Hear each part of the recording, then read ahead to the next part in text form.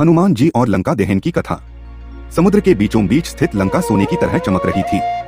महलों के ऊंचे ऊंचे गुंबद, स्वर्ण से बने द्वार और चारों ओर पहरा देते राक्षस, सब कुछ वैभव से भरा हुआ था। उसी समय आकाश में एक तेजस्वी आकृति दिखाई दी।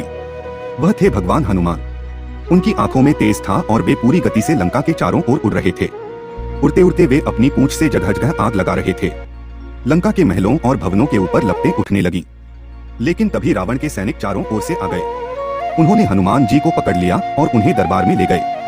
राजा रावण ने क्रोध में आकर आदेश दिया, इस वानर की पूंछ में कपड़ा लपेटो और उसमें आग लगा दो। राक्षस सैनिक कपड़े लेकर आए। वे कपड़े को घी और तेल में भिगो भिगो कर हनुमान जी की पूंछ पर लपेटने लगे। परंतु एक अद्भुत चमत्कार हुआ। जैसे जैसे सैनिक कपड़ा लपेटते गए, हनुमान जी की पूंछ और भी लंबी होती गई। सैनिक हैरान थे, लेकिन वे लगातार कपड़ा लपेटते रहे। आखिरकार उन्होंने उस कपड़े में आग लगा दी और हनुमान जी को छोड़ दिया। अब हनुमान जी आकाश में उड़ गए। वे पूरी लंका के चारों ओर उड़ते हुए अपनी जलती पूंछ से महलों और भवनों को छूने लगे। लेकिन आश्चर्य, लंका में आग ठीक से नहीं लग रही थी। लपटें उठती पर शहर पूरी तरह नहीं जलता। हनुमान जी को आश्चर्य हुआ। तभी उनकी नजर लंका के एक अंधेरे कारागार पर पड़ी। जब वे वहां पहुंचे तो देखा कि अंदर भगवान शनिदेव बंदी बनाकर रखे गए हैं।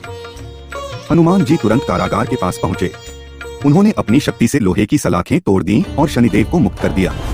मुक्त होते ही शनिदेव मुस्कुराए और बोले, हे पवन पुत्र, जब तक मेरी दृष्टि इस लंका पर नहीं पड़ेगी तब तक यह पूरी तरह नहीं जलेगी। यह कहकर शनिदेव ने अपनी कुदृष्टि लंका पर डाल दी। तभी लंका का वातावरण बदल गया। आकाश लाल हो गया, हवाएं तेज चलने लगी। अब हनुमान जी फिर से आकाश में उड़ गए। उन्होंने अपनी जलती हुई पूंछ से एक बार फिर पूरी लंका के चारों ओर चक्कर लगाया।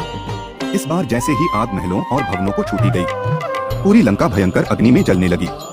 स्वर्ण महल धधक उठे, ऊंचे ऊंचे गुंबद आग की लपटों में घिर गए और देखते ही देखते पूरी लंका जलकर राख हो गई।